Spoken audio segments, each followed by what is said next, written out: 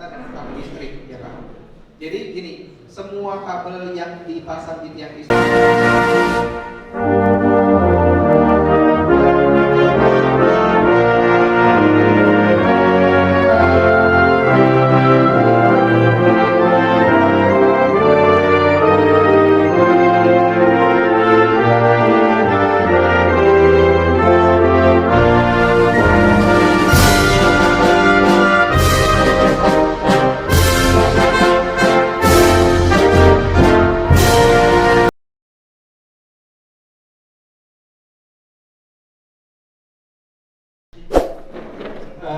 dari penyampaian yang disampaikan, saya rasa cukup memuaskan. Tapi dalam implementasinya kita banyak menghadapi kendala. Seperti contoh yang ada di situ dari Italian Property sudah menggunakan mapping yang seperti itu dalam kita survei, sudah kita menggunakan mapping seperti itu, tapi kita masih banyak kendala karena kita ambil dari Google Earth, tapi mappingnya kurang begitu jelas. Kalau jelas seperti itu mungkin ya kita bisa mengerti, tapi dari Google Earth yang kita pakai itu mappingnya agak kabur. Jadi di situ tidak ada jurang, tidak ada apa, semuanya rata. Itu yang menjadi kendala bagi kita land and property. Terima kasih. Agak bisnis, tapi kita berbicara dengan bahasanya, teman-teman jangan tertawa ya.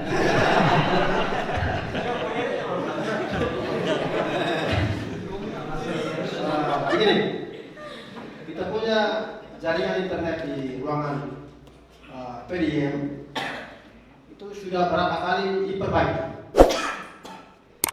Kita pakai kabel wireless. Ini tiap hari kita panggil data perbaiki. Ini hari kita panggil, besok lagi dia rusak. Terus lusa lagi rusak. Kita panggil tiap hari kita marah ya. Jadi internetnya dibiarkan aja. Ini kalau ada tamu datang, mereka bilang begini, wah ruangan kamu internet. Ya kita bilang ini hanya pamer saja. Jadi dengan seminar ini, kalau mau diperbaiki kita punya warna sama kabel itu, lebih baik difungsikan. Jangan sudah diperbaiki, tapi tidak difungsi. Terus kalau kita buka, kalau untuk kita berbaca, itu tidak ada loading. Kalau kita nonton, wah, loading malas sudah tutup sudah. Lola ya Pak, Lola tahu itu. Kalau di lapangan. Oke, masalah yang dialami oleh Pak Emre. Nama saya Mozi Israel Costa Auzu. Saya dari TIP IP. Selama ini saya sama Mas sudah bekerja sama untuk memfasilitasi internet di area sosial municipio. Sebenarnya untuk masalah internet ini menurut saya tidak begitu ini ya, karena kita di sini ada dua. Jadi Timor IP juga memberikan akses internet berupa lewat WiFi dan dari diri sendiri lewat kabel kabel. Selama ini kita selalu saling backup. Cuma masalahnya seperti tadi pada untuk tim sendiri, baru-baru ini kita ada masalah di area kasa, kabel optik kita terputus. Itu dari tim sendiri, makanya udah 2 bulan kita belum bisa membantu semua pegawai di sini untuk memberikan fasilitas internet yang dibutuhkan. Ada itu saja. Terima kasih. Ya seperti itu Pak tadi. Di slide soal ICT infrastruktur basic STB 2023. Yang saya mau tanyakan itu soalnya sekarang bagian ICT itu kan sudah kerjasama dengan pemerintahan untuk kita. Nah yang saya tanyakan, ada banyak data kerahasiaan yang ada yang sensitif tidak bisa dibocorkan antara pihak yang internet sama pihak pemerintahan. Yang saya mau tanyakan, bagaimana hukum bolehnya itu dan bagaimana sistem penataannya agar dokumen negara itu tidak bisa dibocorkan. Soalnya sekarang banyak kaum intelektual yang menggunakan internet bukan untuk hal yang baik, karena mereka bisa merusak suatu sistem sebuah negara. Salah satunya contohnya hacker yang paling terkenal di dunia termasuk Indonesia loh. Nah, bagi kami negara kecil seperti Timor Leste itu kan masalah teknologi itu kan bagi keseluruhan itu belum mencapai di sana. Makanya saya bertanya bagaimana sistemnya dan penerapan dari perencanaan dari sistem internet itu sendiri kan mau terjun ke Indonesia sama ya gitu. Yang saya mau tanyakan bagaimana sistem yang baik yang nanti diterapkan di education itu sendiri. Soalnya yang saya tanya, yang saya khawatirkan itu karena apa? Karena cara penggunaan itu internet itu ada dua sisi. Satu sisinya baik, satu sisinya buruk. Nah, salah satu yang bisa mengontrol jaringan internet untuk mengakses semua yang ada di dalam internet itu sendiri kan harus mengontrol baik pihak pemerintah maupun pihak yang memfasilitasi. Hanya itu yang saya mau tanyakan. Terima kasih.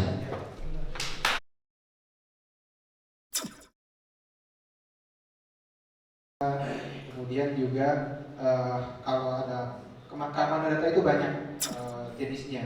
Misalnya pencurian data, pencurian database ini data-data itu dicuri. Bisa juga sifatnya merusak merusak image kita. Pencurian data, ada data-data pribadi di PC kita, ini kita bocorkan, kita sebar di internet. Itu bisa juga. Kemudian bisa juga misalnya yang lain misalnya kayak deface. Deface itu kalau kementerian punya website, kemudian website resminya dia ada foto yang diganti, ada tulisan yang diganti gitu ya.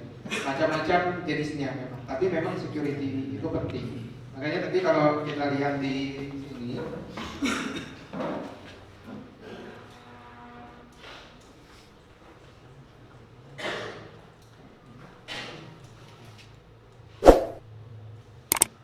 di sini kita sudah punya infrastruktur.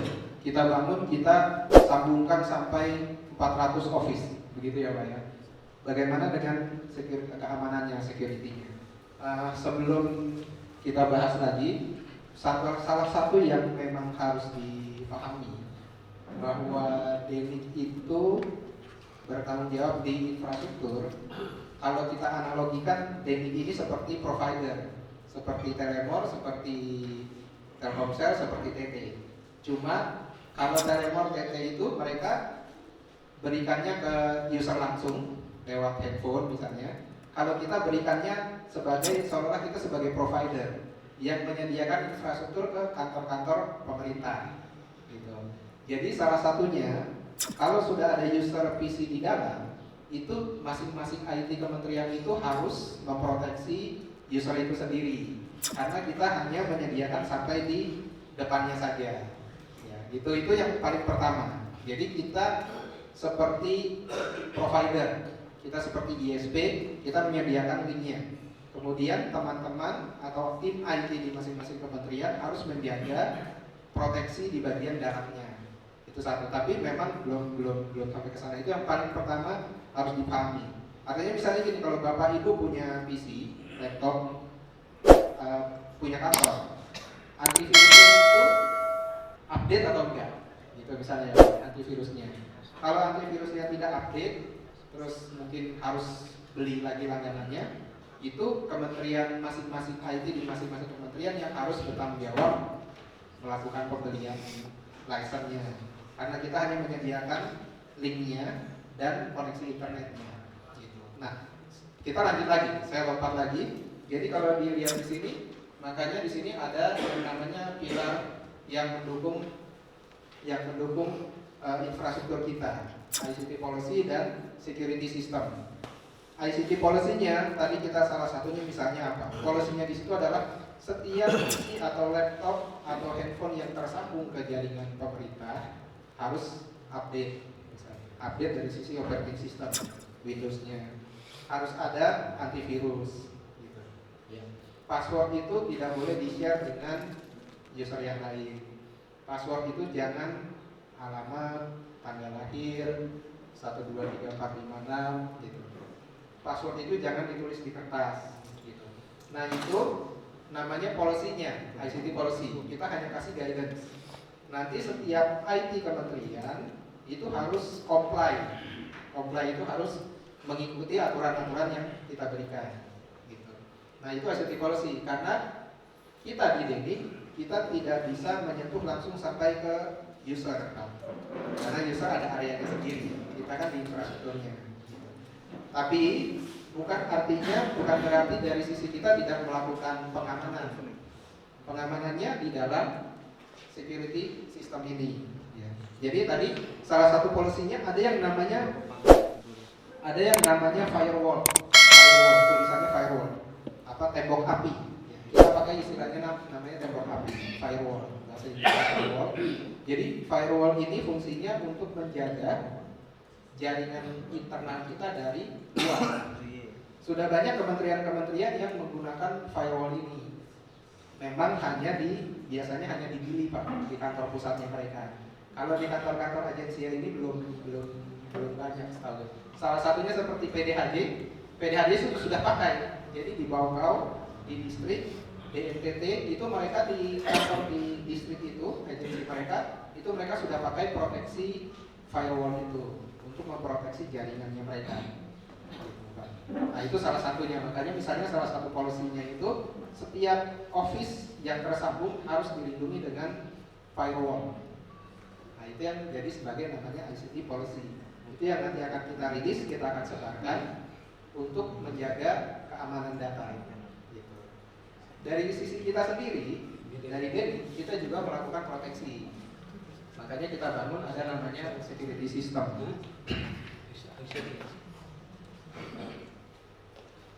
Kalau kita lihat security system kita ada di mana posisinya? Kalau kita lihat security system kita posisinya ada di sini, Pak. Ini ke internet. Ini ke internet. Nah, ini ada yang namanya firewall. Ini proteksi kita dari internet. Jadi semua yang dari internet itu kita proteksi supaya yang tadi hacker atau ada virus dan segala macam itu diblokir, tidak bisa masuk ke dalam. Dari sisi koneksi internet. Gitu. Ini kita pasang di sini. Nah, itu ada sebenarnya gini, kalau kita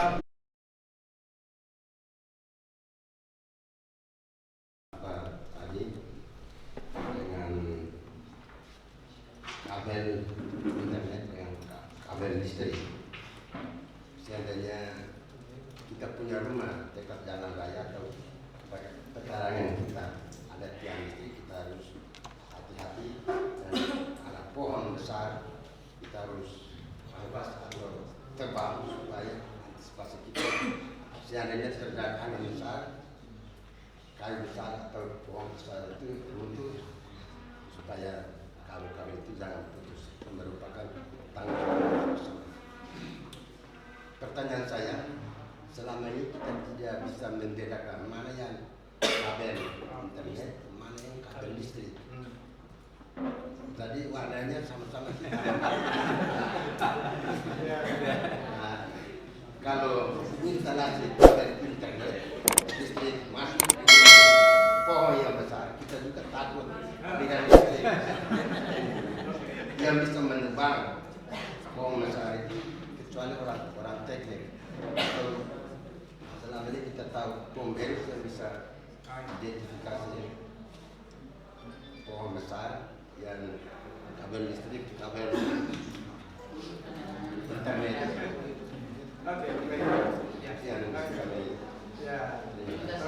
betul Pak. Ya, jadi memang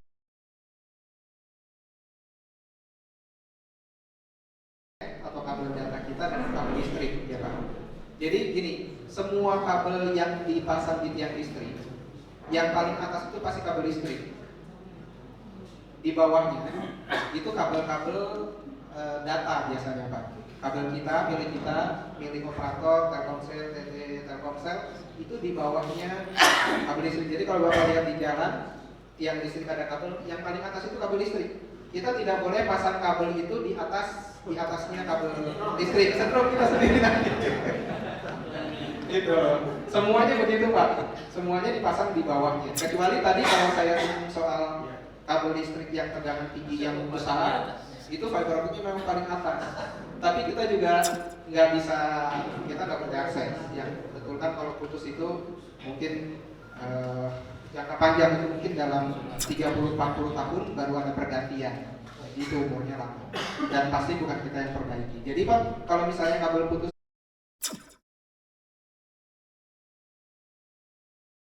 bekerja di sini bersama si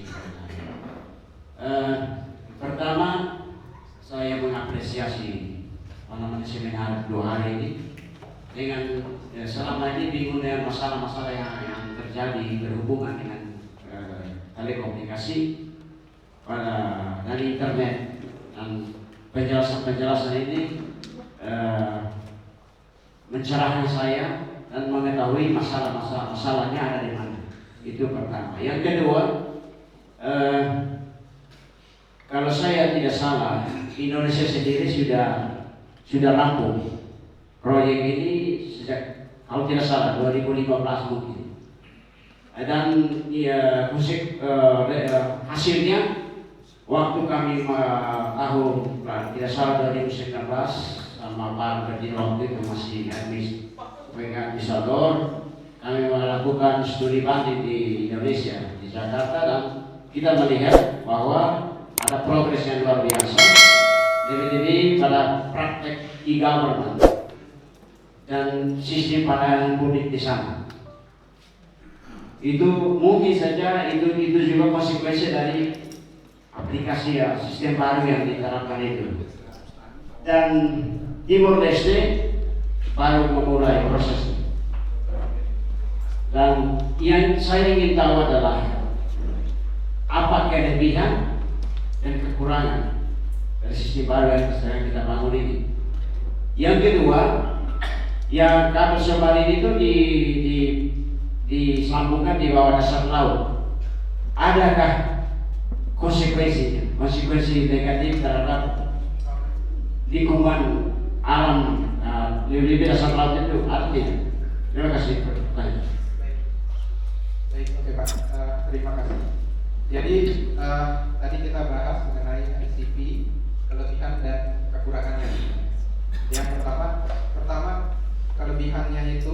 kelebihannya kita punya sistem dengan pertama reliable itu bisa diandalkan, bandel gitu ya, artinya bandel itu sistem ini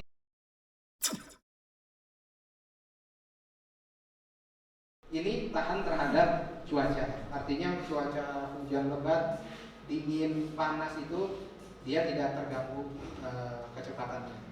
Reliable yang kedua artinya maksudnya dia itu bisa menjangkau jarak yang jauh, mencapai yang jauh. Kemudian tadi saya singgung soal senternya Pak. Itu keunggulannya sistem yang kita bangun, kita bisa tingkatkan kecepatannya tanpa kita harus tarik kabel ulang baru. Jadi kabelnya kita nggak perlu ganti, kita tinggal ganti. Alatnya kecil Pak, itu cuma segini, kurang lebih alatnya cuma segini. Alatnya cuma segini, panjangnya, lebarnya cuma segini. Tapi kalau kita mau tingkatkan kapasitas, kita tinggal ganti alat ininya aja. Saat ini yang kita pakai sudah yang paling maksimal yang ada. Tapi setiap mungkin 2-3 tahun itu ada teknologi baru. Nah, teknologi barunya itu akan mengganti kecepatan ini dengan yang lebih cepat lagi, gitu ya. Nah, itu di situ keuntungannya di situ. Kita cost untuk penarikan kabel fiber waktunya itu lama Pak. Jadi dengan sistem fiber ini kita tinggal bisa ganti alat transmisinya, kita bisa meningkatkan kecepatan. Nah itu salah satu diantaranya keuntungannya. Kerugiannya atau kekurangannya itu yang pertama tadi soal tadi kalau kabelnya putus bisa tetap terganggu kabelnya putus kalau kita mobile kan ya nggak terganggu kan, kita lewat kemana-mana. Tapi kalau kabel putus kita perlu waktu lama itu karena pekerjaan fisik atau tim kita yang harus dari pilih sampai datang misalnya, atau misalnya material